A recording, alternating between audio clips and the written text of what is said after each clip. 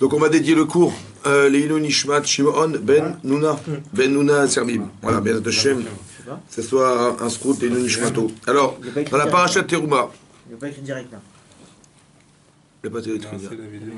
C'est bon. Alors, c'est parti. Donc on va. On va pas. Paracha de Teruma. Alors c'est marqué Vaïdaber, Hachem El Moshe les morts. Donc j'ai dit à ceux qui suivent le cours directement sur Facebook, ils peuvent poser des questions. On essaiera de les lire et de ne pas casser le téléphone. Les lire et de pouvoir répondre aux questions en direct. C'est ceux qui veulent poser des questions en direct. À travers les chiots. Alors, Vaïdaber Hachem El Moshe les morts. D'Agadi Hachem El Moshe en disant Daber El Ben Israël.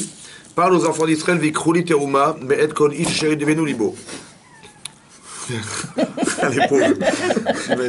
On leur casse la tête là. Alors. Voilà, là on est bon. Heureusement que Tobu il n'a pas les mêmes assistants. Ouais, ouais, je te dis pas. Ça marche, ça marche. Là c'est bon. Et c'est marqué donc dans la paracha que Hachem a demandé à Moshe Rabbeinu de dire au peuple d'Israël Vikrouli Teruma. Vikrouli Teruma. Vous prendrez pour moi des prélèvements de tout homme, Asher devenu libo, qui le donnera favorablement avec son cœur. Hachem il a demandé à ce qu'on fasse des dons pour fabriquer le Mishkan. Des dons qui vont venir du cœur des gens, ça va? C'est-à-dire que quand on donne avec le cœur, ça veut dire plusieurs choses. Ça peut vouloir dire, on le fait avec amour, comme on donne à nos enfants sans réfléchir, sans compter, parce que c'est le cœur qui donne et pas la tête qui donne. Soit ça veut dire que c'était pas facile à donner, pas facile. Parce que ça, n'a rien à voir avec ma aucun rapport. C'est un don qui va permettre de fabriquer le Mishkan. On va prendre des outils, des matériaux, qui vont permettre de construire le sanctuaire dans le désert. Mais Hachem a demandé à ce que ça vienne du cœur. Ça veut dire que quand on dit venir du cœur, ça peut vouloir aussi dire que c'était pas facile. J'avais pas envie de donner, mais c'est mon cœur qui m'a poussé à le faire. Ça peut vouloir dire deux choses. Soit que je le fais sincèrement parce que ça vient du cœur. Ça peut vouloir dire que c'est le cœur qui a choisi et pas la tête qui a choisi. Vous avez compris? Ça veut dire que j'avais du mal à donner, parce que cet argent, je savais quoi faire avec, mais la priorité, c'était Hachem, et donc j'ai donné avec mon cœur. Ça peut venir d'une difficulté. Ça voudrait dire que, par exemple, si quelqu'un, il gagne de l'argent facilement, et ça lui est pas difficile, on va dire, de pouvoir donner de l'or, de l'argent, etc., c'est possible que ça ne vienne pas du cœur. Vous avez compris?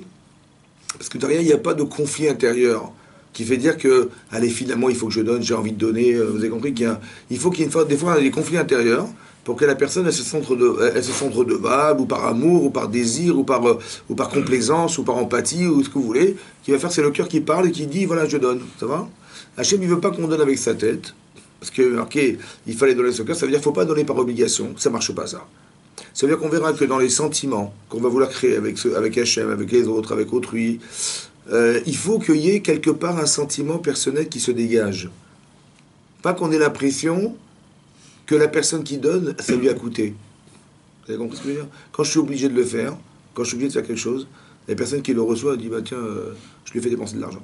Parce qu'il n'avait pas envie de donner, et c'était obligé de faire. Vous avez compris? C'est très obligeant, et ça ne crée pas de lien. C'est vrai en couple, c'est vrai dans le monde professionnel, c'est vrai avec les enfants. Quand les enfants ont l'impression qu'on s'est senti obligé de faire, ou que c'est pas très réjouissant. Il faut que ça soit le cœur qui parle. Très important. On verra pourquoi c'est le cœur, essentiellement.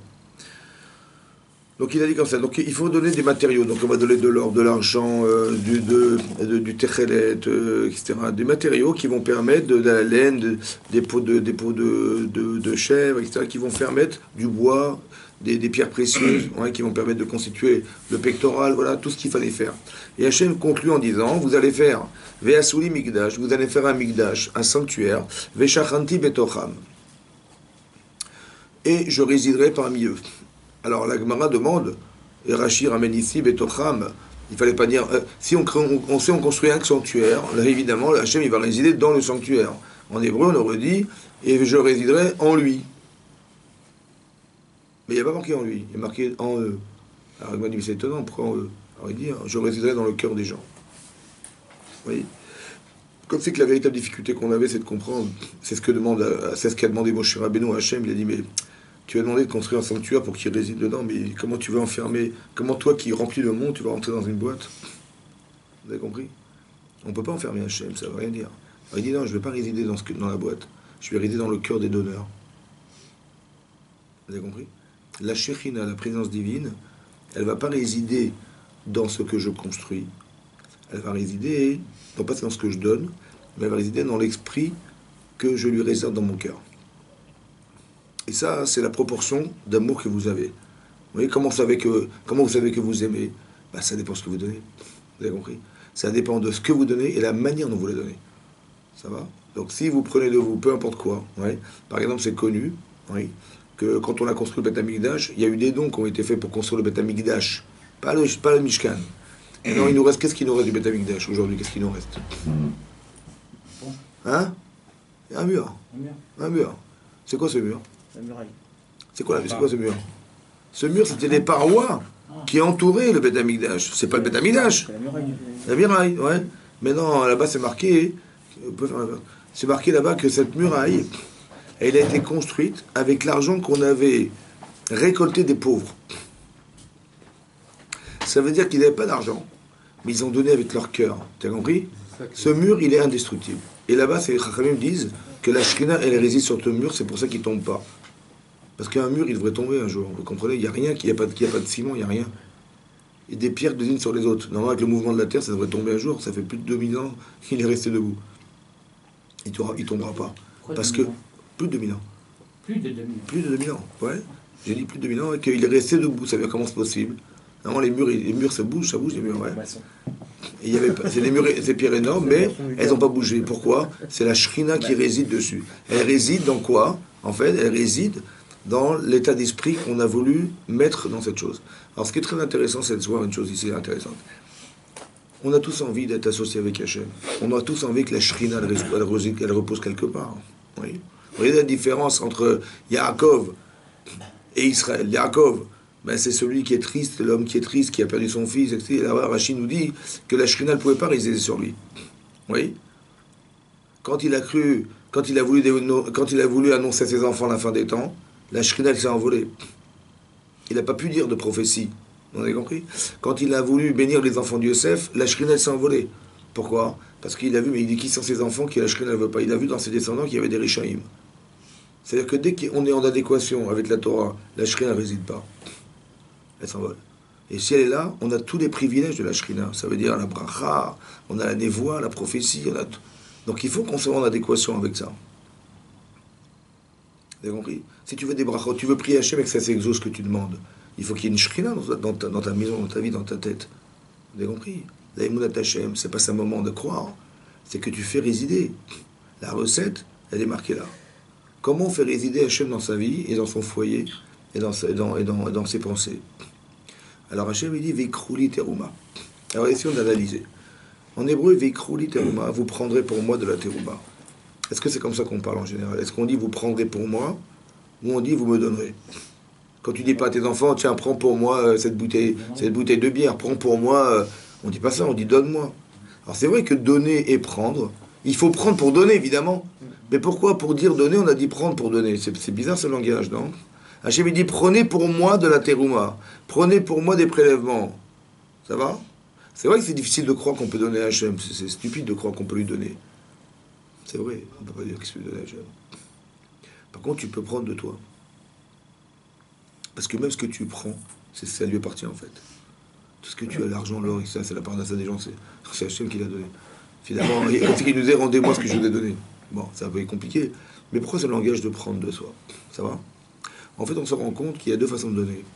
Soit tu donnes, tu donnes parce qu'il faut donner, soit tu donnes mais en prenant de toi. Est-ce que tu prends de toi quelque chose? Oui.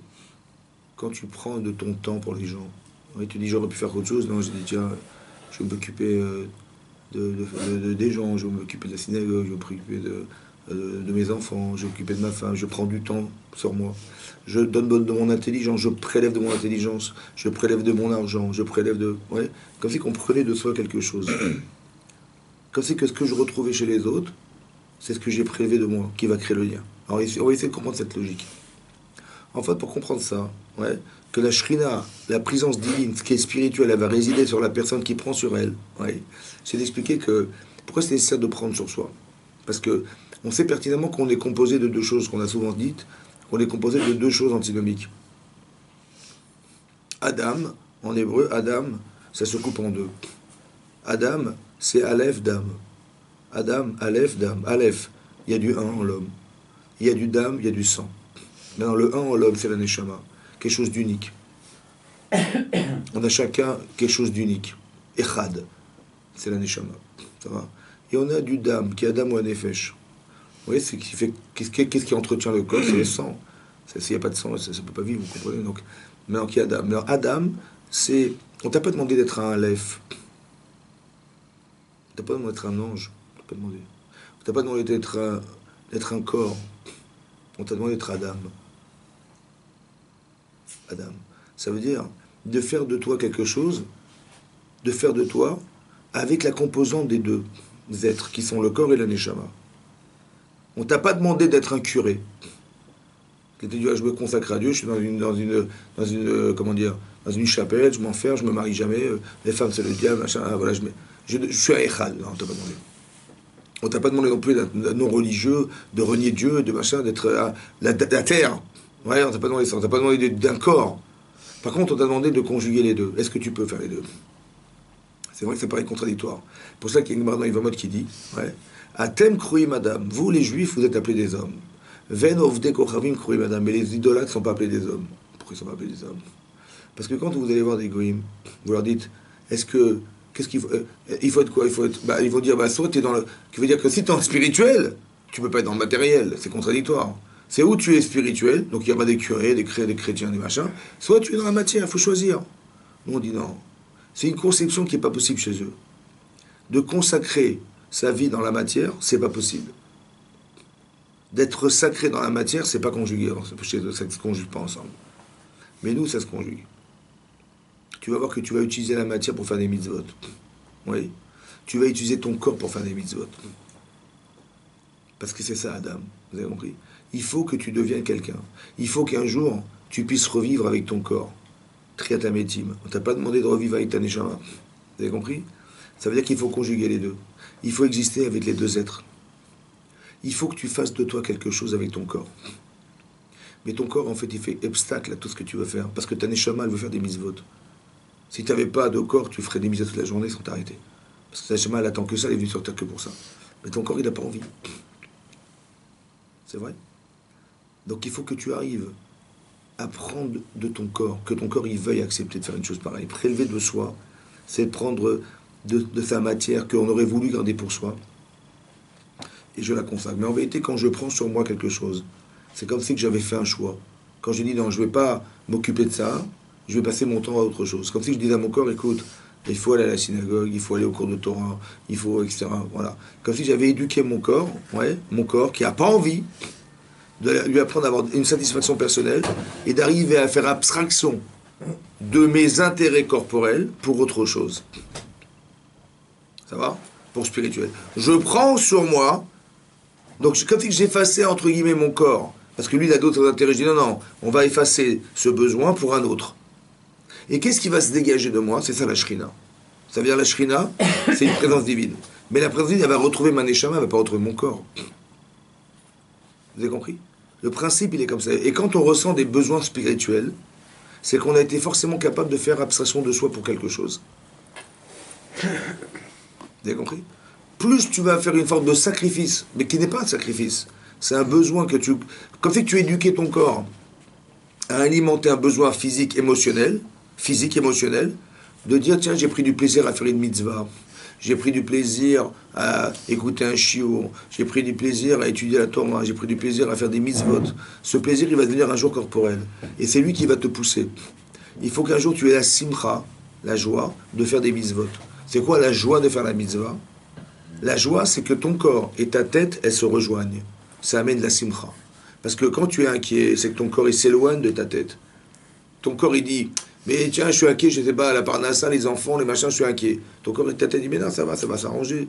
Mais tu n'es pas rassuré. Pourquoi? Parce que plus tu distends ton émotion corporelle de ta tête, plus tu t'inquiètes. Et plus tu les rapproches, plus ils sont proches et plus c'est de la joie. La joie, c'est l'expression du rapprochement entre ce que mon corps ressent et ce que ma tête ressent. Si j'arrive à les faire coïncider, je suis joyeux. Comme j'espérais un jour, ça fait 25 ans que j'attends de me marier, j'ai trouvé ma femme, on est sous la choupa, je suis heureux. Pourquoi? Parce que mon corps, il était inquiet, ma tête, elle disait, mais t'inquiète pas. Et le jour où j'ai réconcilié mon corps avec ma tête, il y a une sipra. Et plus c'est puissant, et plus la sipra est grande. Et là, on va voir que la Shrina, elle va résider dans cet espace. D'où je sais qu'elle réside dans cet espace. Parce qu'il y a une autre Gemara, il y a une Gemara dans Ivamot, il y a une Gemara dans Sota, la Gemara dit comme ça. On retrouve aussi la Shrina quelque part ailleurs, mais dans un couple. Oui. Paradoxalement, c'est un paradoxe du Mishkan, la femme et l'homme, c'est bizarre. C'est marqué dans la Gemara dans Sota, elle dit comme ça. Ish veisha. Darash Rabbi Akiva. Rabbi Akiva, il a fait une drasha. Ish veisha. Ouais. Si un homme est un homme et une femme est une femme, oui, dans un couple, oui. Shekhinah benehem. La Shekhinah est entre eux. On retrouve la Shekhinah. De quelle Shekhinah il s'agit? Rachid explique là-bas. Il dit, dans l'homme, dans Ish, il y a un Yud.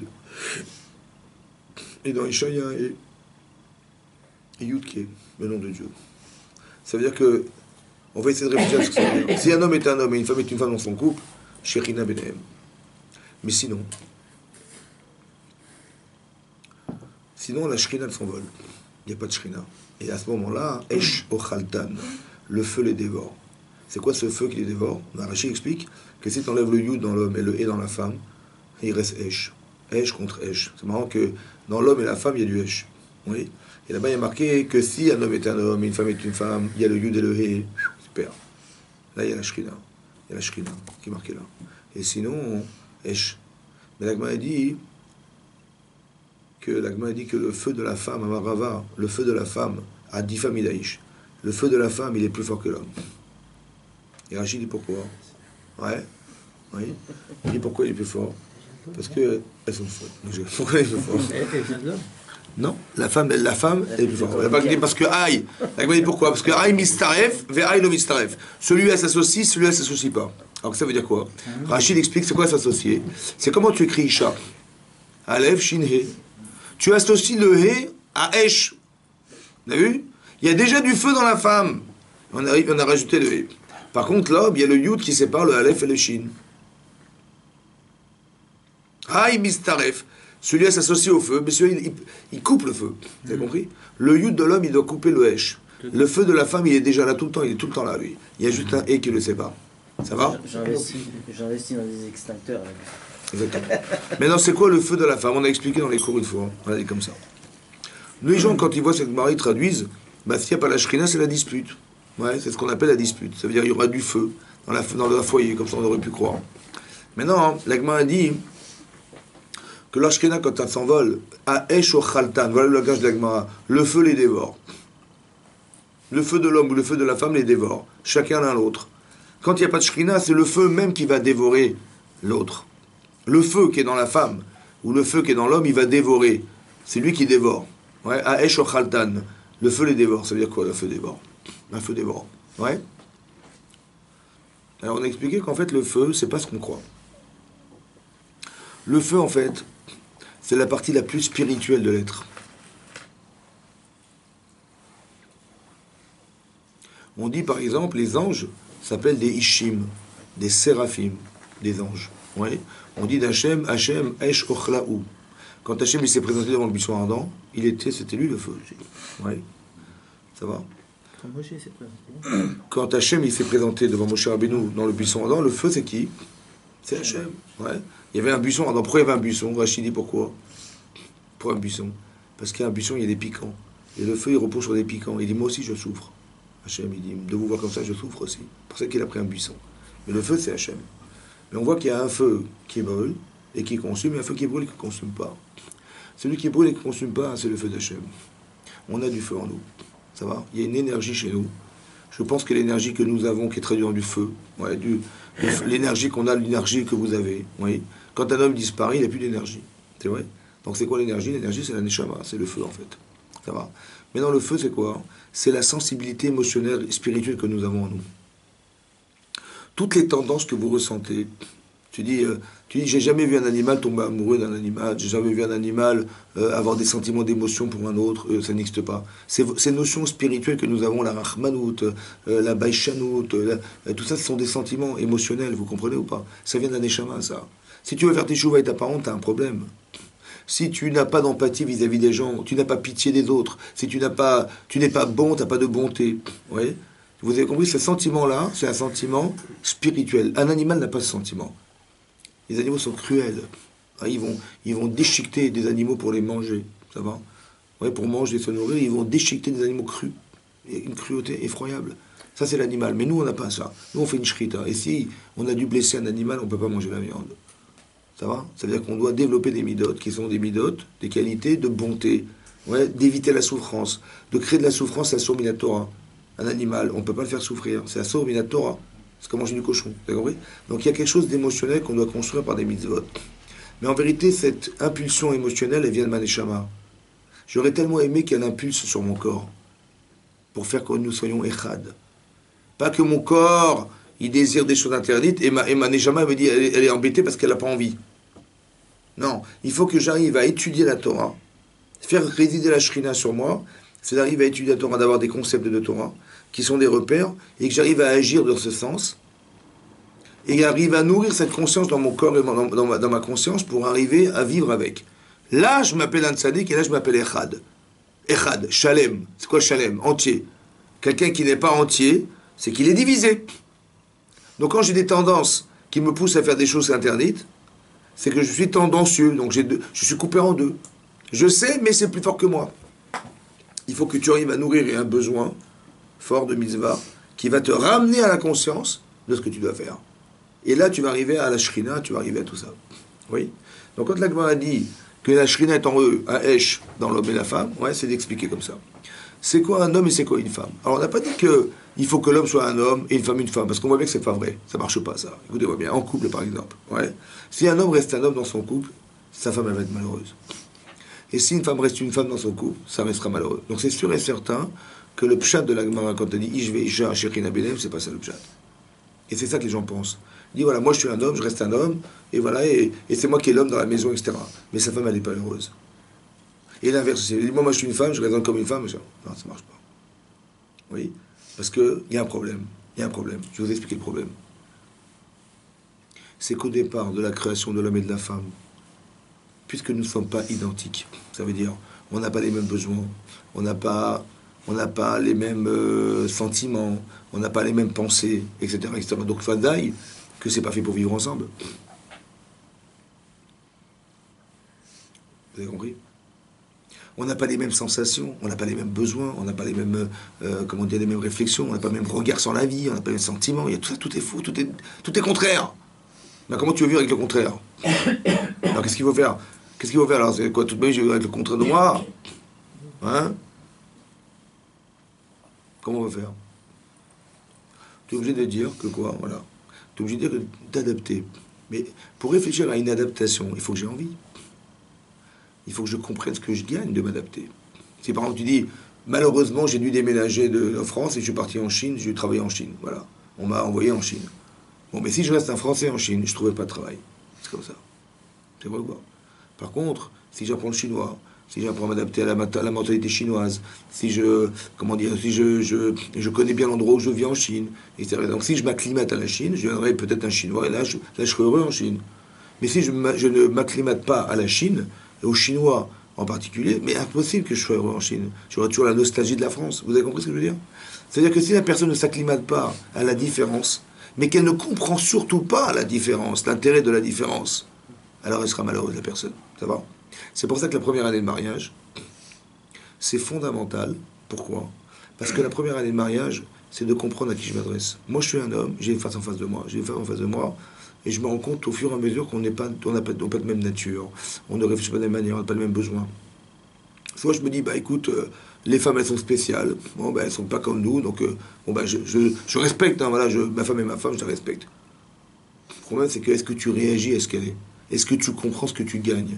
La Gemara elle dit, Zachar Rachinamen, Zachar on ekeva baraotam, on a créé mâle et femelle.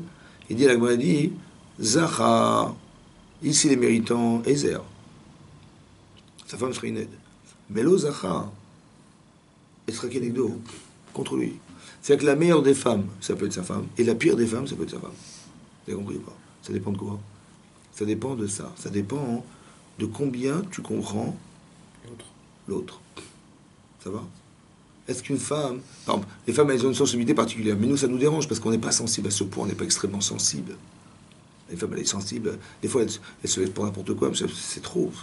Elle voit des choses, elle est pointue sur la propreté, sur les machins. Des fois, mais on n'est pas comme ça, nous. Bon, est-ce qu'on gagne ou est-ce qu'on perd à être comme ça? Est-ce qu'on gagne à avoir une femme pareille ou on perd à avoir une femme pareille? Ben, peut-être que, est-ce que l'émotion, ça vous intéresse d'en avoir? On dit non, moi je vais être un homme, moi je vais être de marbre. Mais quand on est de marbre, qu'est-ce qu'on fabrique? Des pierres. Quand on est de marbre, il n'y a pas de sentiment, ça crée de la frustration, ça crée des enfants qui n'ont pas de père, en fait. Vous avez compris? J'ai un policier à la maison, mais j'ai pas un père. Moi, je veux un père. Donc, est-ce qu'il faut y mettre des émotions? Ben, bien sûr.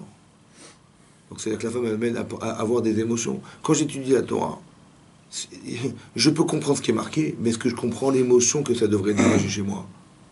Quand on étudie la Torah, si on écrit, si l'étude, elle est sèche, bon, ouais, on sait ce qui est marqué alors. Mais est-ce que tu as envie de faire un truc sec? Non.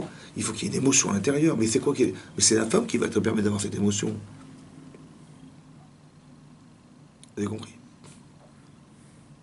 Ezer Kenego. Une femme, elle ressent de l'intérieur les choses. Normalement, une femme qui est pudique, ouais, elle vit à l'intérieur d'elle-même, elle ressent l'intérieur, elle comprend l'intérieur. C'est important parce qu'un homme, il est extérieur. Toute la journée, on est dehors. Mais une femme, elle doit recomposer avec l'intérieur. Oui. Le Kodesh HaKodashim, c'est la femme. Oui. Et elle doit comprendre son mari de l'intérieur. Quand une femme, elle fait un reproche à son mari, c'est souvent parce qu'elle remarque des choses qu'à l'intérieur de lui, il y a un problème, il y a un défaut, ou il y a quelque chose de dommage à améliorer. L'homme, il ne se voit pas de l'intérieur. Il apprend à se voir à l'extérieur. Il faut que je gagne ma vie, il faut que je machin, et tout se passe dehors. Mais c'est rare qu'on arrive à se concentrer sur soi-même à l'intérieur de soi. Une femme, normalement, parce qu'il y a un principe marqué, Shlomo HaMelech a dit, Kevoda, Bat Meler, ouais, le kavod, l'honneur de la fille du roi, Pénima, est intérieur. Oui. Pourquoi la femme, elle a cette vocation d'être intérieure?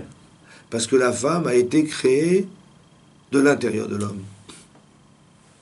Quand on a créé la femme, on n'a pas créé une femme à l'extérieur, on a créé une femme à l'intérieur de l'homme. Ça va? La femme, elle est créée de l'intérieur, donc elle comprend l'intériorité. Si je sais qu'elle va m'aider à comprendre, c'est pour ça que la Gemara dit qu'un tzaddik, la Gemara Sota dit qu'un tzaddik, il épouse une femme tsenoua, ça veut dire une femme pudique, un tzaddik. Et un rachat, il épouse une femme proutsa, une femme extérieure. Elle quitte la journée, les mini-jupes, les machins. Pourquoi? Parce qu'il est rachat. Lui, tout ce qu'il veut, c'est de l'extérieur. Il veut une belle voiture, il veut une belle maison, il veut une belle femme.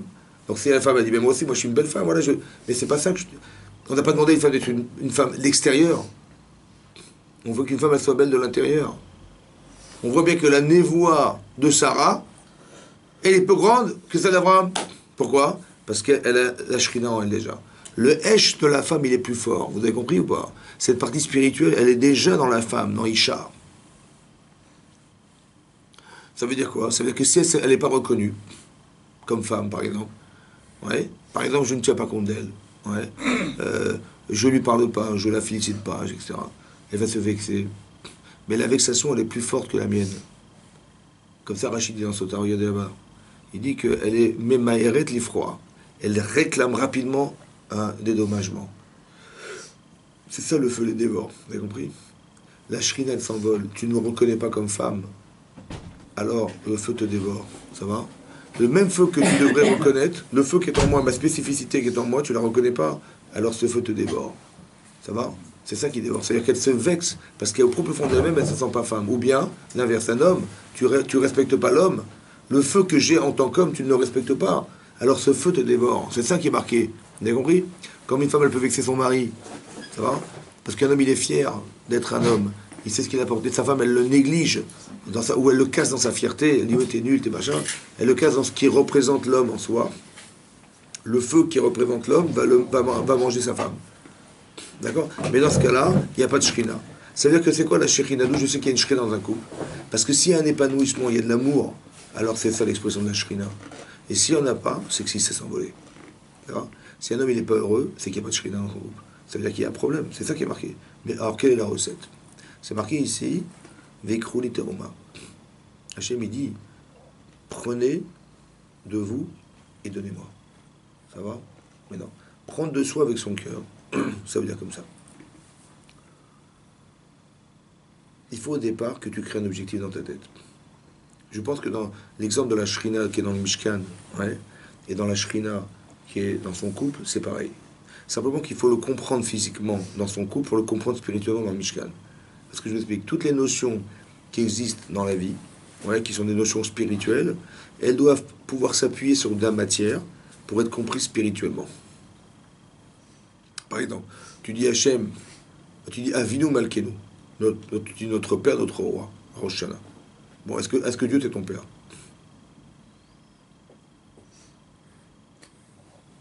Dieu est ton Père?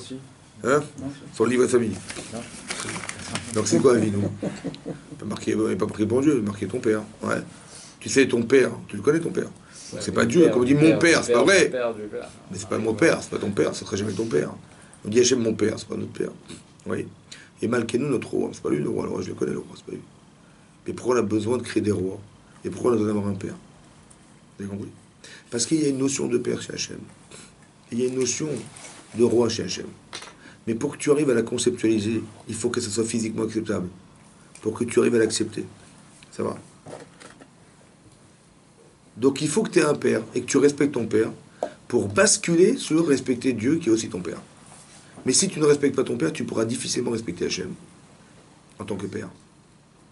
Si tu ne respectes pas le roi, tu auras du mal à comprendre le respect, parce que si j'arrive à respecter mon Père pour ce qu'il est, alors a fortiori Hachem. Et si j'arrive à honorer le roi comme il est, a fortiori Hachem. Il y a une notion de malchoute, de royauté chez Hachem, il y a une notion de Père. Oui, on a dit une fois que Moshe Rabbeinu,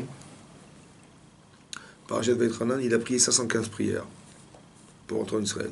515 arguments différents pour entrer en Israël. Et Hachem lui a dit, arrête-toi. Ouais. Mais qu'est-ce qu'il a dit en fait dans la prière? Il a demandé à Hachem, Vaïtranan el Hachem. Vaïtranan el Hachem, Parashat Vaïtranan. Il a demandé, Vaïtranan. Pour dire qu'il a prié, il marque Vaïtranan, il se fait lamenter. Chanam.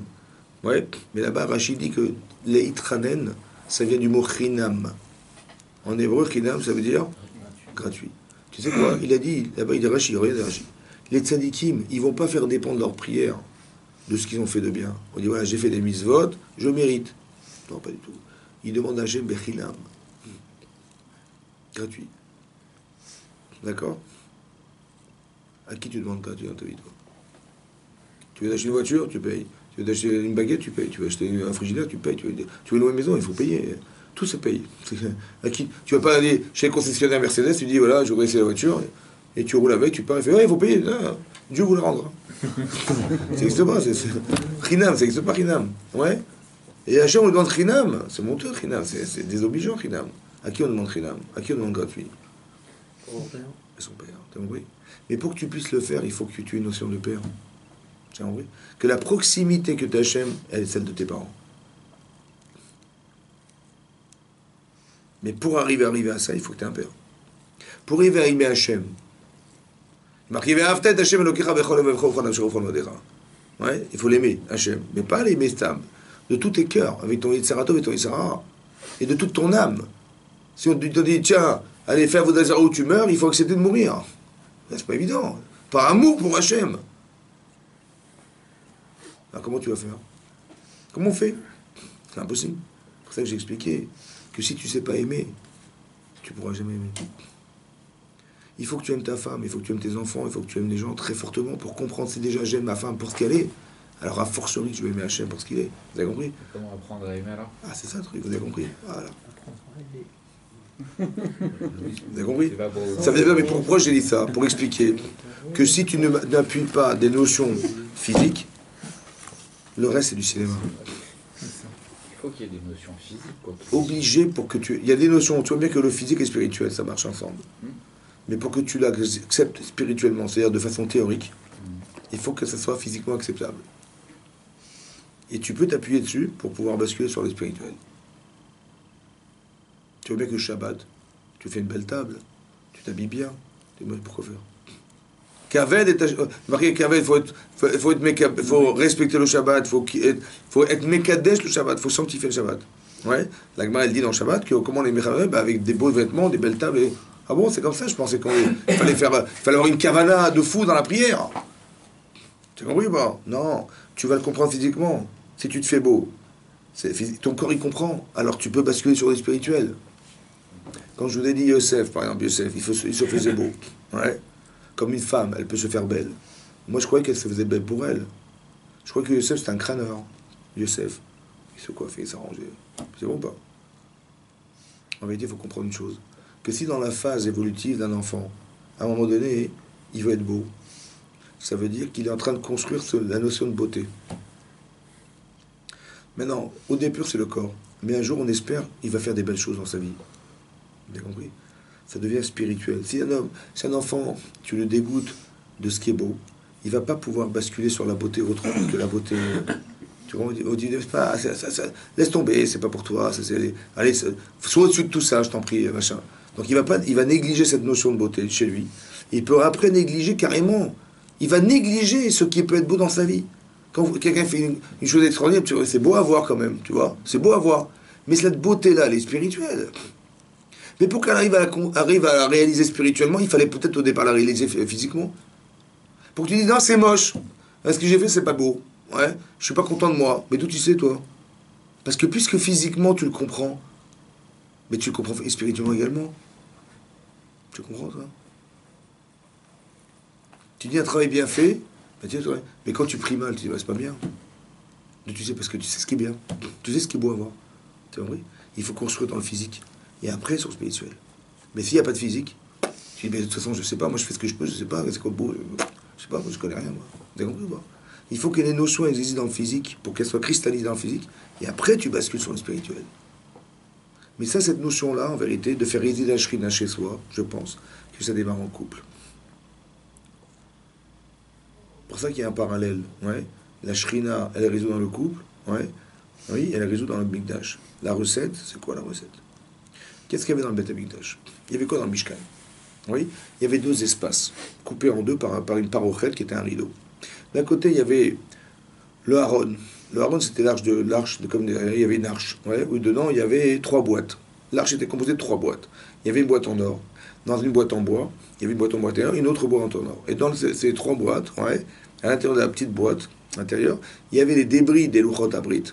Il y avait les débris des tables de la loi, les premières. Elles ont été cassées, elles ont été placées dedans. Et il y avait les deuxièmes tables de la loi.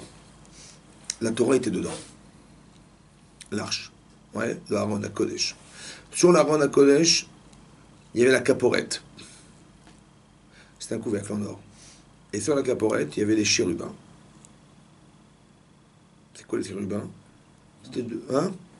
Les anges. Les statues. Les statues ou pas? Ça va? Statue. On aurait fait un statue? Non, ça saute. Alors, il y avait des anges avec des têtes de quoi? De bébé. D'enfants. Rachid dit là-bas dans Souka, la fée, il dit qu'il y avait tête d'enfant. Mais le joueur, il dit que c'était tête d'adulte. Le joueur. Ils avaient des ailes qui se déployaient au-dessus d'eux. Quand le clan d'Israël était en harmonie avec Hachem, Shechina, alors ils se déployaient, ils s'embrassaient, ils s'enlaçaient. Et quand ça n'allait pas, avec Hachem, il se donnait de dos. Vous avez compris? Tu sais d'où tu voyais la shrina? Tu voyais dans le chérubin. Mais là, écoutez bien. Après, dans l'autre espace, le Kodesh, il y avait 3 objets. Il y avait le Shulchan. Le Shulchan. Le Shulchan, c'était la table où il y avait les pains, les 12 pains. Il y avait la Menorah, le candélabre. Et il y avait le Misbeach à Ketoret. Il y avait un Misbeach, un petit hôtel où on faisait brûler des Ketoret. Le Shulchan, c'est quoi le Shulchan? Ben, c'est la table. C'est quoi la Menorah? La lumière. Et c'est quoi les Ketoret? Les encens. Ouais. Il y a marqué dans le Pirkei Avot, ouais, c'est connu, il est marqué là-bas, Al Shloshat Varim Arolam Omed. Al Shloshat Varim. Sur 3 choses, le monde repose. Vous savez quoi, le monde repose? Il repose que sur ça. Tu vois? Il repose pas sur la bourse, sur l'économie américaine. Il repose sur 3 choses. Lumière, une table et... À la Torah, Avoda, Milut Chassadim. Écoutez bien, la Torah, c'est la Menorah. la avoda, le service divin, c'est le misber. Et Gmilut Chassadim, de faire l'hospitalité, eh ben c'est la Shulchan. Oui. L'Agban Chagiga dit qu'aujourd'hui on n'a plus de misber, on n'a plus de Beth Amikdash, on n'a plus d'hôtel. Le misber, ça fait des korbanot, il n'y a plus. La table, c'est le Shulchan, c'est le misber. Pourquoi c'est le misber? La table, pourquoi c'est le misber? C'est vrai qu'on mange à table, on faisait des korbanot, on mange, c'est vrai. Mais là-bas, Rachid dans Chagiga, à la fin de Chagiga, la Flamme, il dit là comme ça. Il dit la capara de la table, c'est d'inviter des gens chez soi. C'est pas de manger à table. C'est de faire achnasat ochim, faire rentrer des invités chez soi. En quoi le fait d'inviter des gens, c'est mechaper avon? En quoi le fait d'inviter des gens chez soi, ça expie les fautes? Parce que le fauteur, il va garder son frigidaire plein pour lui. Mais le tzaddik, il va inviter des gens chez lui, il va partager ce qu'il a. Il va prendre de lui pour... Vous avez compris ça? Ça veut dire que tu apprends que tu crées des liens spirituels avec les gens parce que tu les invites à la maison. Mais ça répare les fautes d'avoir été égoïste. Parce que le rachat, il pense qu'à lui. Quand on fait une avéra, c'est dans l'intérêt de soi. Quand on fait une mitzvah, c'est dans l'intérêt de quelque chose, mais au dehors de moi, évidemment. Et le top du top, c'est faire les shem shamaim sans intérêt personnel, donc c'est sûr que je ne l'ai pas fait pour moi. Ça, c'est la mitzvah, ça.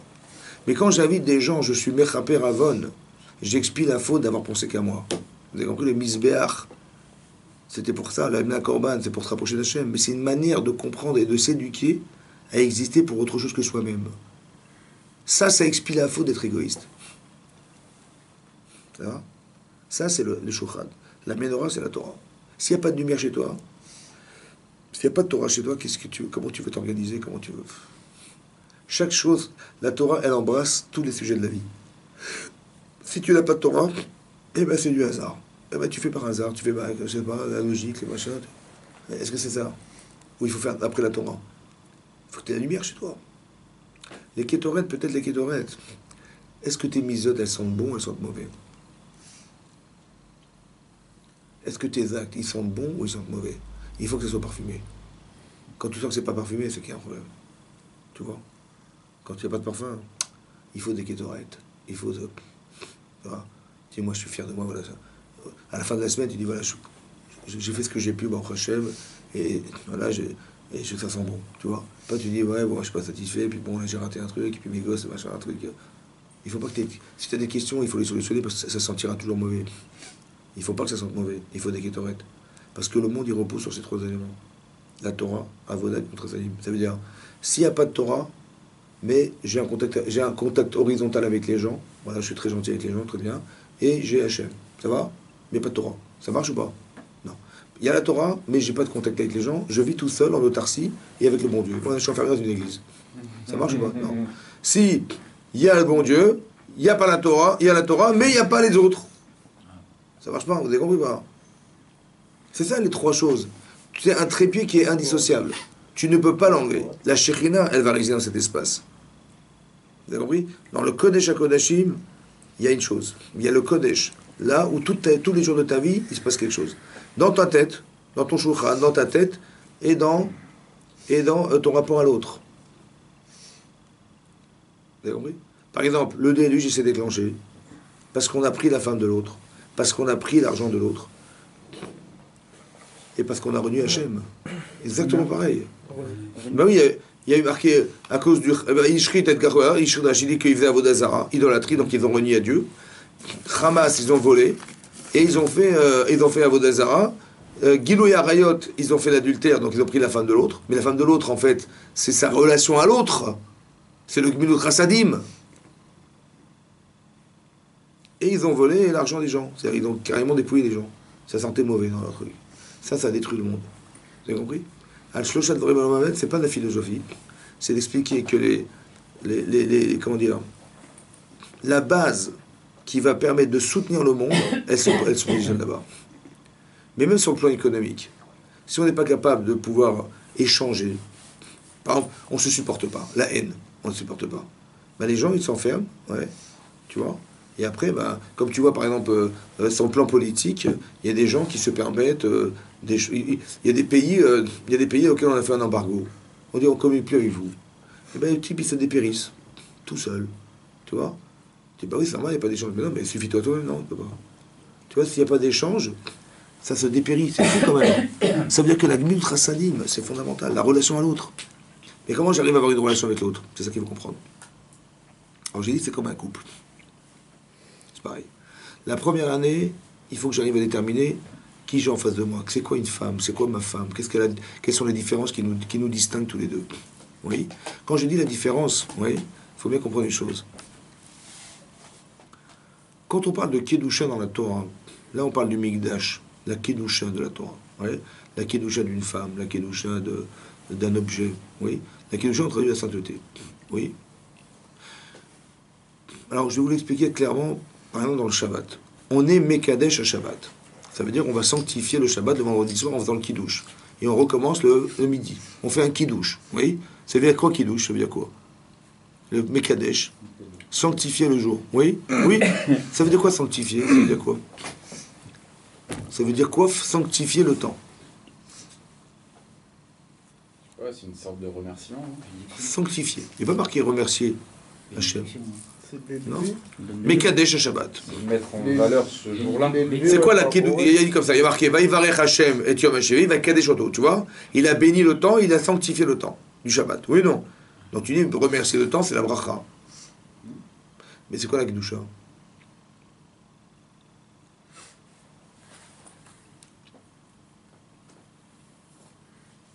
Mais Kadesh Shabbat. C'est quoi la Kedusha du Shabbat? Je sais pas, c'est le kiff, c'est le reneg. Hein? La Kedusha. La Kedusha, c'est le plaisir? Non, c'est pas plaisant. C'est quoi là?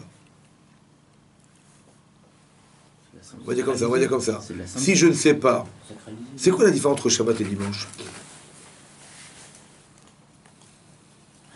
C'est un jour à vous. Oui, il a raison.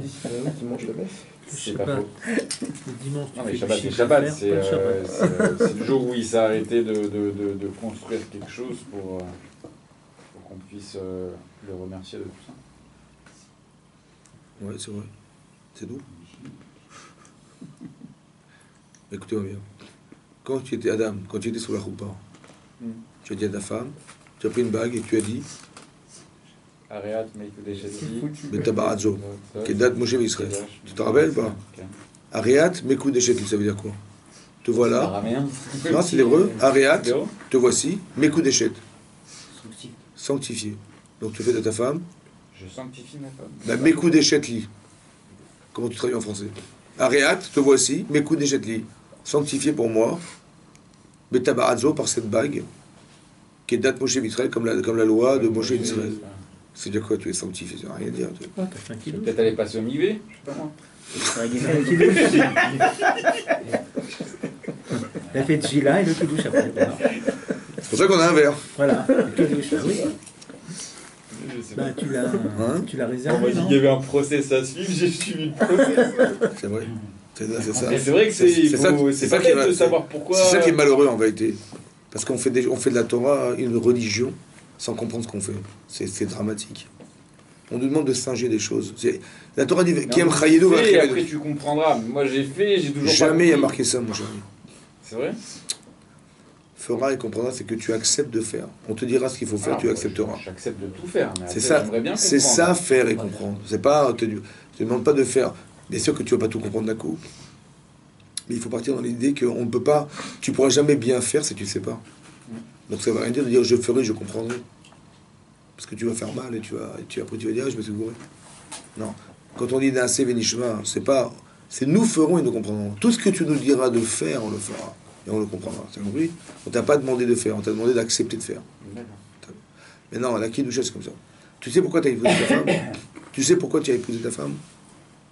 Pourquoi elle et pas une autre? Parce que c'était elle. C'est quoi alors? Si tu sais pas, elle n'a pas de Kidusha. T'as compris ça? C'est une base. Écoute-moi bien. Tu dis comme ça, en vérité, tu dis voilà, tu as rencontré des femmes dans ta vie, et tu as dit non, c'est elle, c'est sûr que c'est elle, je ressens quelque chose de spécial. Mais qu'est-ce que tu ressens en fait? Qu'est-ce qui a fait que tu l'aies choisi? C'est pour ça que tu dis mes coups d'échec. C'est quoi Bikou Déchet? Séparé des autres. Non, mais ça c'est la conséquence que tu la sépares. Mais parce que tu l'as choisi que tu l'as séparé. Mais pourquoi tu l'as choisi? On l'élève au-dessus des autres. Bah écoute-moi bien, fais pas de la mystique. Sinon on va monter sur un accélérateur. On va monter sur un ascenseur. Écoute-moi bien. Parce qu'elle est différente, elle est séparée. Tu dis, je suis Mekadesh le Shabbat. Parce que le Shabbat est différent du dimanche et du lundi. Oui. Oui. Mais c'est quoi la différence? C'est ça que Doucha la différence. Vous comprenez? C'est Shabbat, mais ça c'est une base. Écoute-moi bien, écoute-moi bien. Ta femme, pourquoi tu l'as épousée? Ma femme, tu sais pourquoi? Parce que ma femme, elle avait une attention particulière, elle aimait la Torah, les machins, tout ce que je voulais, en fait, je le retrouve chez elle. Ailleurs, j'ai pas trouvé, mais elle, j'ai trouvé. Tout ce que j'ai su déterminer comme des paramètres qui formulent sa différence, c'est ça que je me suis marié avec ça. Et en quoi c'est une douche, hein? Mais c'est ça la Kedusha, mon chéri. La Kedusha, c'est la spécificité de ta femme. La Kedusha d'un Sefer Torah, c'est quoi? C'est pas parce qu'il y a un rouleau de parchemin. Parce qu'il y a des mots spéciaux là-dedans. Il y a le message d'Hachem là-dedans. Tu prends un livre de Victor Hugo, et tu prends la Torah, et c'est pas la Kedusha. Pourquoi? Parce que là, c'est Hachem, et Akadosh Baruch Hu, tu te rends compte? Et il a fallu monter dans le ciel, Moshe Rabbeinu est monté là pour la récupérer. Il a fallu, c'est l'esprit qu'Hachem il aurait voulu qu'on ait depuis le départ de la création, il l'a donné le jour de Matan Torah. Mais c'est énorme. Mais c'est ça la Kedusha, vous comprenez pas que c'est ça la Kedusha. La Kedusha, c'est la spécificité qui détermine la différence. Et en quoi le Shabbat il est par rapport aux autres jours? Ah bah je sais pas. Si tu sais pas, c'est que tu peux être Mechal Shabbat. C'est une Mekudash. Mais si tu sais pas, tu peux être Mechal Shabbat, parce que c'est quoi la différence?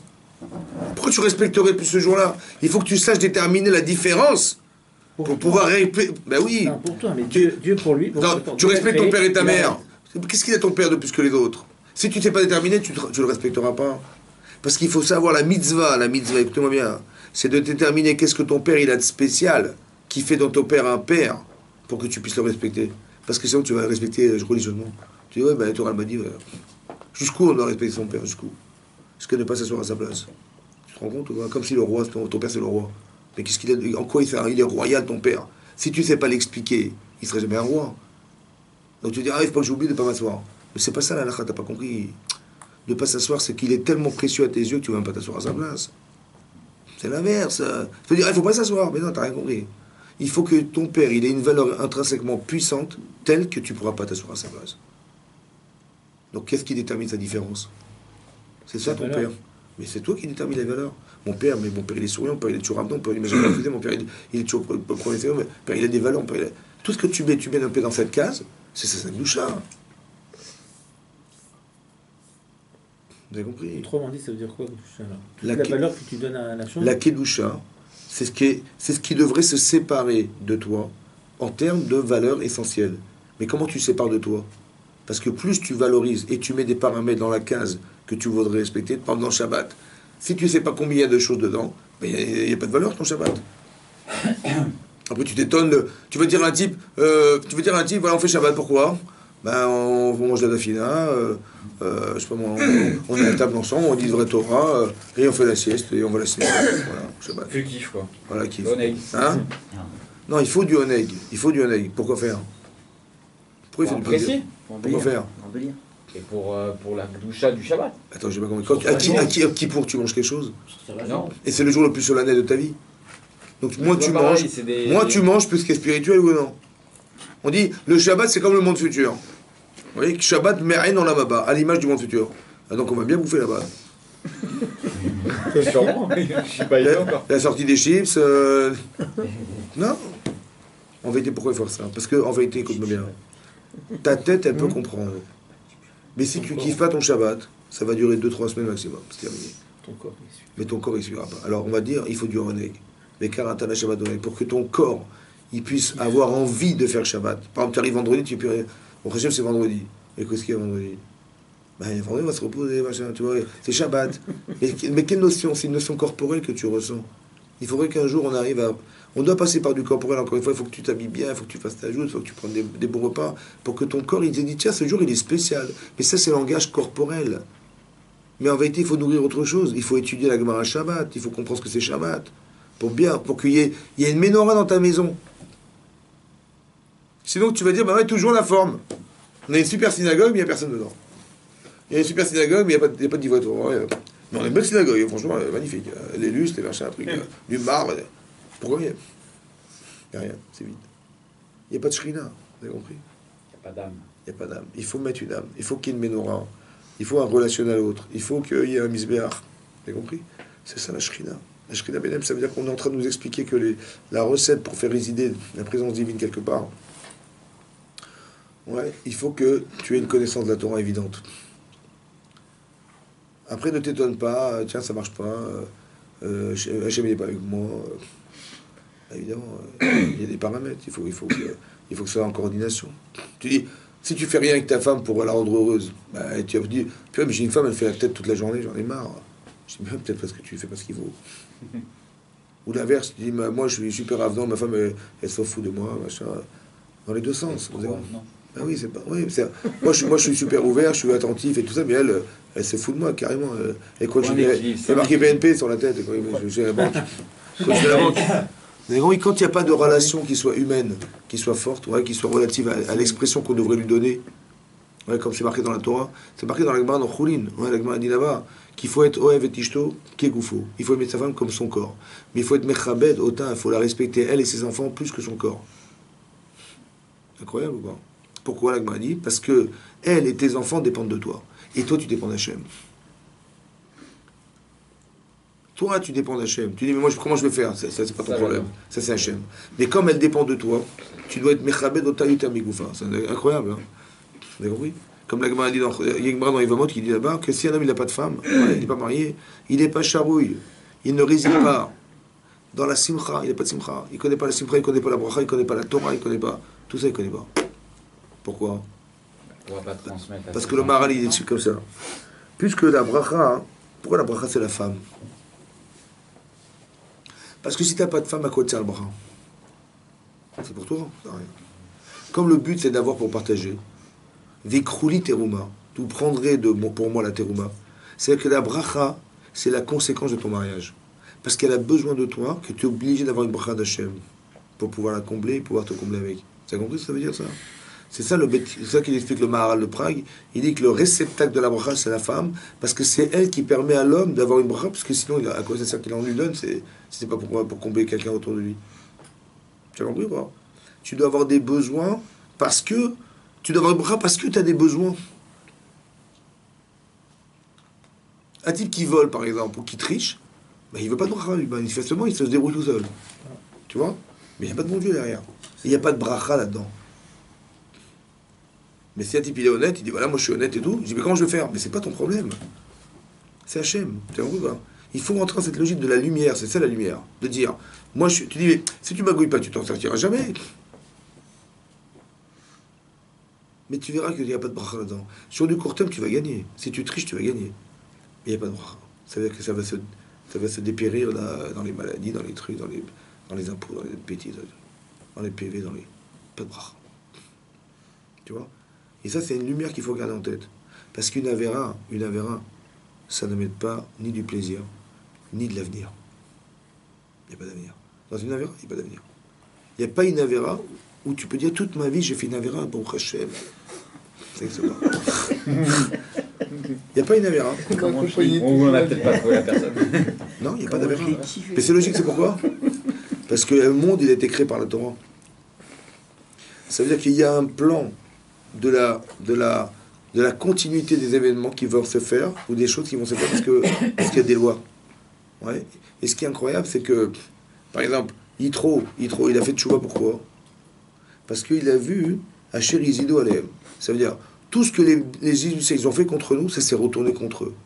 Mais c'est un truc de fou, quoi. Ils ont noyé des gosses, ils ont pris du sang, il y a eu la mada. L'autre, il a pris du sang des gosses, il s'est trempé dedans parce qu'il avait la lèpre. Eh ben, il a eu la maca de dame. Exactement identique, c'est incroyable. Mais s'il n'y a pas de bon Dieu, c'est pas possible. Par hasard, exactement identique. Il a compris trop que Dieu existait parce que c'est impossible d'être rattrapé par nos erreurs. Vous avez compris ça? Ça veut dire qu'il y a des rouages qui ont été créés depuis la création du monde qui font ta lourdeur, elle va te revenir en pleine tête. Mida keneged mida. Tu as compris? Tu vois, tu fais du lachonara, ça te retourne sur la tête. Tu négliges les choses. Exact. Tu dis par exemple, tu es cruel, bah, les gens vont être cruels avec toi. Tu es gentil, bah, ils vont être gentils avec toi. Tu as compris? C'est incroyable que tout ce qu'on a détruit autour de nous, ça se renvoie comme un boomerang sur notre figure. Mais ça, c'est pas possible si Dieu n'existe pas. Qui c'est qui renvoie? Il dit par hasard, exactement identique, par hasard, au millimètre, par hasard. Vous avez compris? Ça, c'était trop fort. Il a dit, ça c'est Hachem, ça. Vous avez compris? Yitro a compris. Et toi aussi. Ça veut dire que tu vois qu'il y a des mécanismes, qu'il y a des rouages. Quand on va contre les choses, par exemple, tu vois que des systèmes où le monde, il vit par le chesed. Pourquoi? Parce que Hachem, il a créé l'homme à son image. Mais Hachem, il a créé le monde sans intérêt personnel. Tout ce qu'il fait, c'est dans l'intérêt de donner. Il est métive, il fait du bien. Tu vois? Donc tu dois ressembler à Hachem. Et à chaque fois que tu vas dans le sens d'être un donneur, le monde va continuer à vivre. Et quand tu vas vouloir être un preneur, le monde va s'arrêter. C'est comme ça. Les grands dictateurs, ça dure ce que ça dure, après ça explose. Tu vois? Parce que c'est contre un rouage. Tu dis, mais pourquoi les gens n'acceptent pas le dictateur? Je comprends pas. Pourquoi ils ne s'écrasent pas les types? Voilà, le roi, il a décidé, on écrase. C'est lui qui a décidé. Non, ça marche pas. À un moment donné, ça se révolutionne. Il y en a marre, il y en a marre. Et nous aussi, tu vois? D'où ça vient ça? Parce que le monde est créé par le chesed. C'est pas que Dieu a créé le chesed. C'est qu'il a mis un esprit de chesed dans la tête des gens. Que tu ne peux pas exister sans partager. Mais tu dis, mais moi je vais perdre si je donne. Tu vois? Eh bien c'est faux. C'est correct. Hein? Parce que tu vas donner, mais tu vas créer un lien. Et ce lien, il va engendrer des liens. Et le lien va créer la communication. La communication va créer du commerce, du machin de. Tu crois que tu perds, tu perds pas. Tu vois, par exemple, tu dis Saddam Hussein. Il avait beaucoup d'argent parce que c'était la deuxième plus grande puissance mondiale de pétrole, après l'Arabie Saoudite. Il y avait de l'argent quand même. Il aurait pu faire du Proche-Orient un des fleurons du Proche-Orient, de l'Irak. Hein. Ouais. Qu'est-ce qu'il a fait? Qu'est-ce qu'il y a dans ce pays? En ruine. C'est pourquoi? Parce qu'il n'y a pas de chesed. Il n'a pas voulu partager. Tout. Il avait des hangars de billets de banque à perte de vue des billets de banque et des lingots d'or. Que pour lui. T'as compris? Il a tué ses propres gendres parce qu'il a soupçonné ses gendres de vouloir assassiner. Il a rendu ses filles veuves parce qu'il a eu peur. Tu vois le truc? Parano, total. Mais ça veut dire quoi? C'est ça le rachat. Il pense qu'à lui. T'as compris? Il dit pas, attends, je vais réfléchir, peut-être mes enfants, les pauvres. Attends, je vais faire une enquête, on sait jamais, tu vois. Non, il est sûr, il a tellement peur. Il est flingue direct. Tu vois? C'est la peur de l'autre. Mais ça veut dire qu'il ne vit qu'il vit dans l'autarcie de son rapport à lui-même. C'est grave. Ça ne peut pas durer. Vous avez compris ou pas? C'est pour ça qu'il a été pendu, il est mort. C'est pas qu'il c'est pas qu'il est mort de sa faute. Il est mort parce qu'il était. Il est mort parce que son système, il est faux. Ton corps, il dit, mais tu vas perdre. Pourquoi tu donnes? Tu vois? Non, t'as raison. Si tu donnes parce que t'es obligé, si tu donnes par obligation, il n'y a pas de shrina. C'est marqué ici, quand il faut donner avec son cœur. C'est-à-dire qu'il faut que tu comprennes pourquoi tu donnes. Et quand tu donnes, tu dis, mais oui, c'est normal. C'est comme tu donnes à tes enfants, comme tu donnes à ta femme et tes enfants. Tu dis pas, attends, je vais voir, machin. Non, tu dis, mais ils ont besoin, je donne, et puis on verra, c'est pas grave, on verra. Il faut que tu arrives à donner avec ton cœur. Et là, il y a un shrina qui réside. Pourquoi on ne s'inspirerait pas de ce qu'on peut donner à nos enfants pour dire, mais pourquoi tu donnes à tes enfants? Qu'est-ce qu'il y a de spécial dans tes enfants? C'est quoi la douche à tes enfants? Mais la douche à tes enfants, elle existe, mais elle existe aussi chez les autres. Il y a une douche chez les gens. Tu vois? Mais si je donne pas d'argent, mais je donne de mon temps, je donne ma patience, Quand tu vois quelqu'un qui va dans la Torah, ça devrait te déranger dans le bon sens, pas dans le mauvais sens. Puis dire, mais qu'est-ce qu'il faut là? Il nous dérange, celui-là, tu vois. T'as compris ça? De faire don de soi pour. Et à chaque fois qu'on s'est trompé, on a perdu. Tu dis, par exemple, Moshe Rabbeinu, il a vu les Bnei Israël, après qu'on leur ait dit ne pas aller chercher de la main dans le désert, le Shabbat. On dit, ouais, il va tomber deux parts. Vendredi, deux parts. Ouais, les Mishneh, deux parts. Un pour vendredi et pour Shabbat. N'allez pas dans le désert chercher de la main, il n'y en aura pas. Et qu'est-ce qu'ils ont été faire? Ils ont été chercher de la main. Il s'est mis en colère contre eux, dit le Midrash, il a oublié la halachot de Shabbat. Moshe Rabbeinu. On doit pas s'énerver pendant Shabbat. Il a oublié la halachot de Shabbat. C'est quoi la logique? Logique, il n'y a pas de mystique. La logique. C'est quoi la logique? Il les a engueulés parce qu'ils sont sortis de Shabbat, chercher de la manne, il a oublié la halachot de Shabbat. Moshe Rabbeinu. Parce qu'écoute-moi bien. Pourquoi ils ont été Mechal les Shabbat? Pourquoi ils ont été Mechal les Shabbat? Pourquoi ils ont été chercher de la manne Shabbat? On leur a dit de ne pas y aller. Ils avaient de quoi manger. Et pourquoi ils ont été? J'en ai peur. Ils ont transgressé Shabbat ou pas? Oui. Pourquoi ils ont transgressé Shabbat? Manifestement, parce que le Shabbat n'avait pas assez d'importance pour eux. Donc toi, mon cher Rabbeinu, quand tu vois ça, pourquoi tu les engueules? Au lieu de dire, mais comment je vous avais dit de ne pas y aller? Mais t'as pas compris que s'ils ont été, c'est que le Shabbat n'était pas assez important. Peut-être parce que le message que tu avais, qu'on t'a donné gratuitement dans ton cerveau, Tu devais utiliser pour les combler, non? Et toi, tu dis non, je les engueule. Ah, tu l'engueules. Bah, le limoud qu'on t'a donné, ça sert à quoi? Ça sert à rien, on te l'enlève. Tu as compris? C'est comme ça tout le temps, c'est comme ça. On te fait le cadeau d'avoir de la connaissance. Mais c'est quand tu vois que les gens sont en carence, on ne va pas les engueuler. Parce que manifestement, ils n'ont pas cette connaissance. Ou ils n'ont pas assez. Mais si tu cries, c'est-à-dire quoi? C'est-à-dire que, ah, il ne mérite pas, mais que. C'est-à-dire que il ne mérite pas, voilà, il ne mérite pas. Mais non, t'as pas compris. Si ça n'a pas été clair, c'est que ça veut dire qu'il y a des choses, elles ne sont pas conscientes chez eux. Il n'y a pas la kedusha que tu aurais dû leur mettre. Cette différenciation du Shabbat et du dimanche, elle n'a pas été nette. Alors rajoute, t'as compris ou pas? Explique autrement, je ne sais pas moi, fait que. Et encourage-les, au lieu de les engueuler. Parce que quand tu engueules, c'est que toi t'as raison, mais ils ont tort. C'est ça que ça veut dire, oui? Donc ils vont rester nuls comme avant. C'est pas ça qu'on veut. On veut que tu arrives à transformer les personnes.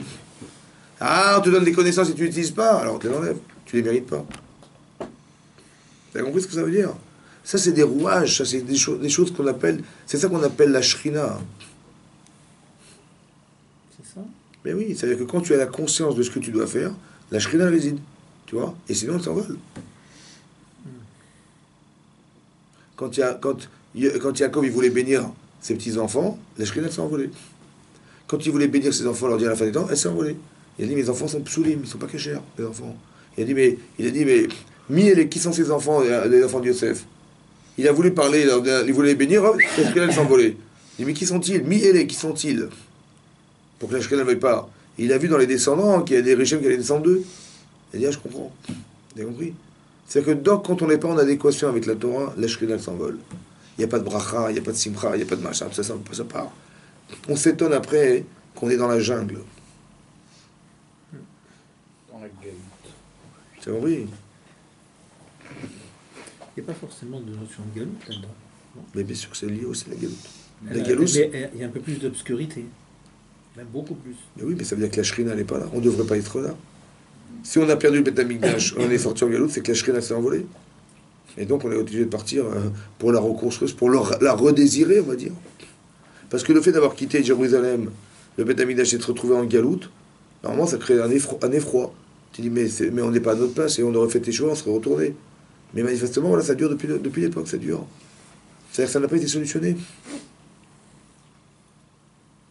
Je crois qu'il y avait en Israël, il y avait des Kohanim, il y avait près de 300 Kohanim qui s'étaient réunis pour étudier les routes du Beth Amikdash pour les. Oui, mais pour nous, les sacrifices. mais nous tous, on est tous chez. C'est pas les 300 qui vont tout changer. C'est que nous, dans notre tête, il faut que ça change. Oui, j'imagine, mais il faudrait que ça soit le monde entier qui. Mais oui, mais c'est ça. Pourquoi on fait des cours? On fait des cours pour que les gens ils aient pas forcément tout en tête, mais au moins qu'il y ait un déclic qui se crée. Tu vois? Qu'on ait les connaissances suffisantes pour se sentir contredit par ce qu'on vit. Et au moins qu'on se dit, tiens, mais ça ne peut pas durer comme ça. C'est ça l'intérêt des cours. Pour l'instant, c'est ça. Après, on remplit. Mais déjà qu'on comprenne qu'il y a un déphasage. Tu vois? C'est ça qu'il dit. C'est ça que dit la paracha de cette semaine.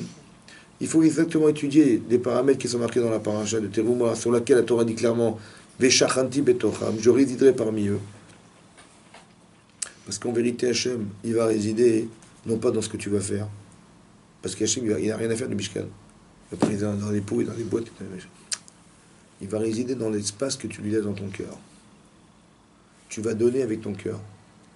Plus tu donnes, plus tu considères qu'Hachem est grand pour toi. Il va résider dans cet espace. Mais Shachanti betocham, dans le cœur de chacun d'entre nous.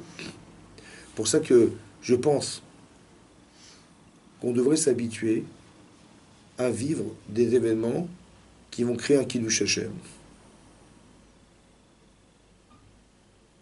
Et c'est là que la Shrina va résider. C'est-à-dire que la Shrina réside dans mon cœur. C'est entre moi et lui. Par exemple, si vous faites des mitzvot, c'est bien de les faire en cachette. Le Rambam, il explique, le Rambam de l'Ichoté sur Torah, le Rambam Maïmonide, il dit que le plus grand Kiddush Hashem, contrairement à ce qu'on croit, c'est de faire les choses en cachette. Fais des attaques en cachette, fais des machins en cachette, tu ne fais pas ça.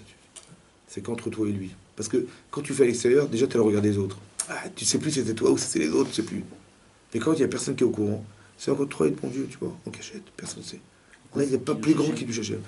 Ben oui, parce que le Kiddush Hashem, ici, c'est marqué Ve'as. C'est vrai, ouais, exactement. Ve'asuli de l'autre. Parce qu'il y a marqué Ve'asuli Mikdash. Et Rachid dit, Li, c'est quoi Li? Faites pour moi un Mikdash, Li Lishmi, en mon nom, les Shem Shamaim.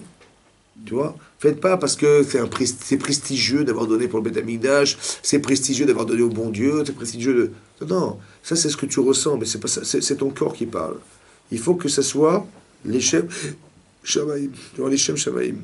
Au nom de la chose, au nom de la On mitzvah. peut le faire les Shem Shamaim, mais le but du Kiddush Hashem, c'est de faire voir aux autres la grandeur de Dieu.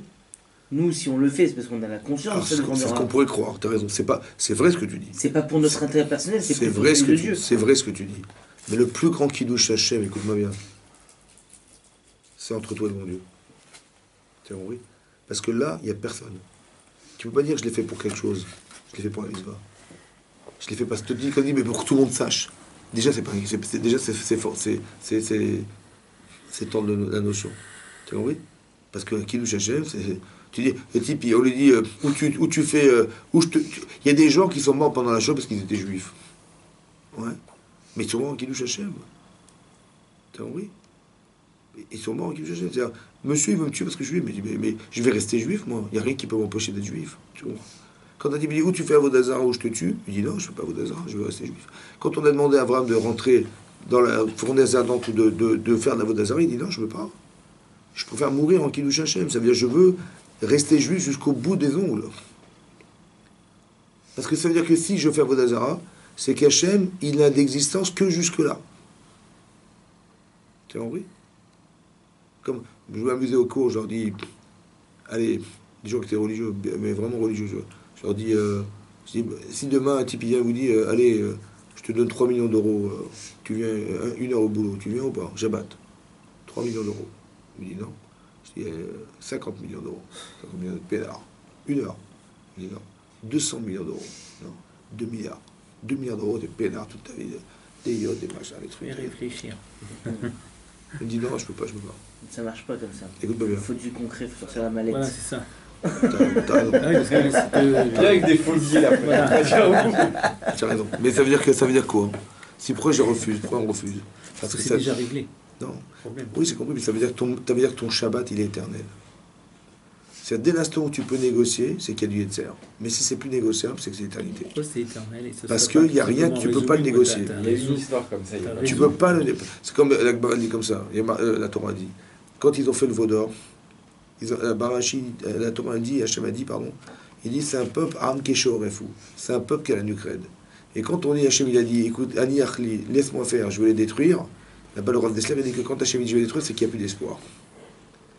Quand Hachem dit laisse-moi les détruire, c'est qu'il pense qu'il n'y a plus d'espoir, on ne pourra pas faire des choix. Ça veut dire que Am Kesho Ref, il a la nuque raide, texto, ça veut dire qu'il ne peut pas bouger la nuque. Il est cadenassé, il ne peut pas bouger. Tu dis, mais regarde là-bas, fais change, je peux plus, terminé. Donc ça veut dire qu'il n'y a plus d'espoir, c'est fini. Ça va? Qu'est-ce qu'il a fait Moshe pour décoincer la nuque? Massage. Électrochoc. Il a pris les tables de l'eau, il les a pété. T'as compris? Ce choc-là, il peut dénouer. C'est comme un rave, il a dit une fois, il y a des parents, ils sont venus voir le rave, il dit voilà, on a reçu le faire part du mariage de notre fils, il dit Mazal Tov, le rave, il va se marier à l'église. Avec une Goya. Il est quoi? Il va se marier à l'église avec une Goya, voilà, on a reçu le truc, le curé, machin, tel truc. Quoi, donc Notre ils sont fils. venus voir Laura pour poser la question si je pouvais aller. Ouais, ça, comment est-ce qu'il nous a mis un bouquet, pas un bouquet? Jésus est des juifs. Ouais. Donc il a dit, mais. Il a dit là. Il a dit, mais vous pouvez mettre une croix dessus. Non, je rigole, non, je rigole. Eh, pas mal. Non, ils n'ont pas demandé un conseil, ils ont dit voilà, est-ce que vous pouvez pas nous aider à sauver notre fils? Je veux pas qu'il se marie, moi. Ouais. Avec une Goya, c'est pas possible. Il a dit appelez-le-moi. Alors il a dit C'est voilà. venu voir Laura. Ouais, il a dit appelez-moi avant qu'il se marie. Il a appelé mon père. Alors il a dit, alors il a appelé le fils, il est venu à la synagogue, tu vois. Alors, il était dans le bureau du Rav, il dit voilà, qu'est-ce qui se passe? Il dit voilà, je veux me marier, je dis je suis très amoureux d'elle, c'est la femme de ma vie, machin, je veux rien savoir, moi la religion ça passe après. Bon, il a dit ok, pas de problème. Il dit viens, on va rentrer à la synagogue. Alors il rentre à la synagogue, il dit va ouvrir le Haron Kodesh. Ah, il dit ouvre. Il dit prends le Sefer Torah. Il prend le Sefer Torah. Il dit jette-le par terre. Vous pouvez pas. Il dit non, il dit jette-le, ben, tu renis la Torah, c'est pareil, jette la Torah, c'est pareil. Et il commence à pleurer, tout ça. C'est-à-dire qu'il avait la nuque raide, vous avez compris? Ça était tellement puissant qu'il ne pouvait plus bouger la tête. Il dit, mais regarde, tes parents, machin, il dit, mais ouais, mais c'est pas grave, ils vont s'habituer. Tu vois, il y a toutes les souffrances que tu as, mais c'est pas grave, je m'en fous. Nuque raide. Il dit, ouais, il faut un électrochoc. Il dit, prends le Sefer, jette-le par terre. Il dit, je peux pas, tu vois, je suis juif. C'est là qu'il aurait balancé. T'as compris ça, là 40 jours de jeûne, hein. Non, mais il pouvait pas, il savait qu'il aurait pas fait. Ouais, T'as compris, ça veut dire que c'est là, il a commencé à pleurer là-dessus. Il a pleuré là-dessus, c'était fini. Ça veut dire qu'il y a des fois, quand tu vois les Sarah comme ça, la seule issue, c'est l'électrochoc. Tu comprends? Parce qu'au fond, on a une Kedusha qui est à l'intérieur de soi, tu comprends? Il y a une Shrina, donc c'est tout. Mais non, le problème, c'est que le Yitzhara, des fois, il peut nous bloquer. C'est à bloquer, c'est que l'homme, il a tellement envie d'être amoureux d'elle. Maintenant, il voit sa vie avec elle, machin, il dit, mais alors, tu peux pas la quitter, c'est pas possible, tu vois, etc., etc. Comme il y a des femmes, malheureusement, qu'elles vivent avec des juifs, et elles font un gosse. Ah, tu vois, elle a un enfant, ça, ne peut plus bouger. Elles font exprès pour les bloquer, tu vois. Ouais. Et ça va être beaucoup plus compliqué pour un Cohen. C'est la nucrède. C'est la nucrède, ça veut dire que je ne peux plus bouger la tête. C'est-à-dire ma tête, elle est coincée, je peux plus réfléchir. Et le type, tu peux lui convaincre à droite à gauche. Tu dis, mais regarde tes parents, comment tu les fais souffrir, tout ça. Mais tu dis, je peux pas. C'est ma vie, c'est ma vie. Eux, ils ont vu qu'il y avait, mais je suis la mec qui respecte ma vie, tu vois. Que des arguments, en fait, pour occulter la souffrance, occulter la Torah, occulter tout ça. Le seul moyen, c'est de mettre une fracture derrière, c'est de mettre ou un discours violent ou une situation qui va déconcer tout ça. Parce que c'est tellement puissant, t'as pas les mots, il n'y a que les émotions qui peuvent enlever une émotion très forte. Vous avez compris? Et c'est ça qui est marqué là-bas, c'est ça la nucrède. Vous avez compris? Vous avez compris? Ça veut dire que ça va déclencher quelque chose chez la personne. Donc c'est-à-dire que le remède, en fait, c'est quoi? C'est comme ça. Il faut prendre pour soi, c'est-à-dire, quand tu donnes de toi, de ta vie, tu donnes de ton temps et tout ça aux gens, tout à coup, tu t'attaches aux gens. Pourquoi c'est comme ça? Parce que quand tu en fais abstraction de toi, tu laisses échapper ta neshama. C'est comme avant le mariage et après le mariage. Avant le mariage, le type il offre des fleurs, il invite des machins. Et après le mariage, terminé. Alors ce soir, je suis envahi. Vous pouvez pas? Il met la carte sous scellé. Et pourquoi c'est comme ça? Ouais. Elle arrive ou pas? Non, je l'ai laissé dans la voiture. Dans le coffre. Ah, je l'ai posé. J'ai compris. Il voyait que c'était pas revenu. Non, vous avez compris, c'est ça. Ça veut dire que c'est ça la shrina. C'est-à-dire que quand quand tu sens qu'il y a un épanouissement, ouais, s'il y a un lien, c'est ça que je vous expliquais, pardon. C'est comme ça. En vérité, avant le mariage, avant le mariage, on est complètement. C'est comme si on était donné chamot. Il n'y a pas de gouffre. Je fais pas attention à moi, je fais attention qu'à elle, etc. Elle qui a son futur mari. Donc on est donné chamot en fait. Mais dès qu'on est marié, on croit que ça y est, c'est bon, on est casé, maintenant c'est terminé. Et tout à coup, hop, il y a un corps qui nous recouvre. Tu vois? Alors qu'en fait, on s'est juste gouré. Que tout ce que tu as fait avant, c'était pour te préparer à ce moment-là, et que là, ta vie démarre. C'est comme tu dis, j'étais à l'école, j'ai eu mon bac, c'est terminé. C'est terminé. Mais non, ou alors j'ai trouvé du boulot, c'est fini. Mais non, ta vie professionnelle, elle démarre. Mais tout ce que tu as fait à l'école, c'était pour préparer ta vie professionnelle. Tout ce que tu as fait en célibataire, c'était pour préparer ta vie de marié. Et moi, j'ai dit, non, ça y est, je suis casé, Baruch Hashem. Yeshlanu Khazan casé. Et les enfants, c'est pareil, l'éducation. Mais oui, mais nous, on croit que la vie est terminée. Alors que c'est là qu'elle démarre. Tu as compris? Tout ce que tu as fait, tu as entériné au départ, c'était pour arriver à ce jour-là. Mais pas pour arriver à ce jour-là. C'est pour démarrer ta nouvelle vie qui est là, ta vraie vie. C'est là qu'elle démarre ta vraie vie. Tu vois? Tu as compris ou pas? Là, elle démarre ta vraie vie. Donc, quand tout ce que tu as fait avant, tu dois être très avenant, très machin. Mais c'est pareil, c'est là qu'il faut considérer. C'est là que tu vas vraiment découvrir la femme qui est en face de toi. C'est là que tu vas t'adapter à la femme et le mari qui est en face de toi. Et quand tu vas bien comprendre ton mari et tu vas bien déterminer toutes les sensibilités, toutes les différences qui existent, et tu t'y adaptes, tu seras heureux. Parce que l'adaptation permet d'être en adéquation. Et l'inadaptation crée la souffrance, crée la violence, crée, la distension, tout ça, ça crée. Parce que je ne comprends pas, parce que je ne m'accorde pas, et donc ça crée de la tristesse. Mais quand je m'adapte, eh ben, la personne est heureuse en face de moi. Et ma femme, si elle me comprend, elle peut s'adapter. Elle est une femme, mais elle ne comprend pas les hommes. Alors il faut qu'elle s'adapte pour arriver à comprendre l'homme, pour arriver à s'adapter, parce que le bonheur va se faire dans la compréhension de nos actes. Ouais. Mais non, sinon c'est une extension qui va se créer, évidemment. Si je ne m'adapte pas à la personne en face de moi, je la rends malheureuse et je suis malheureux. Parce que c'est pas adapté. Vous avez compris? C'est dans les deux sens que je vous dis. Une femme ne s'adapte pas à son mari, elle ne s'adapte pas à son mari, elle réfléchit comme une femme, et ben son mari sera malheureux parce que on n'a pas les mêmes sentiments, on n'a pas les mêmes besoins, on n'a pas les mêmes trucs. On est malheureux. Tu vois? Quand une femme a dit tu ne penses qu'à toi, c'est pas l'option tu penses qu'à toi. Parce que lui il va dire mais moi je sais pourquoi je le fais.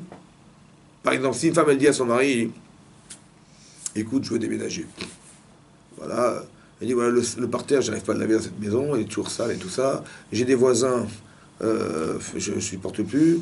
On est loin de mes parents, je veux me rapprocher de mes parents, etc., tu vois. Bon. Lui dit, ah non, non, non, mais moi, cette maison...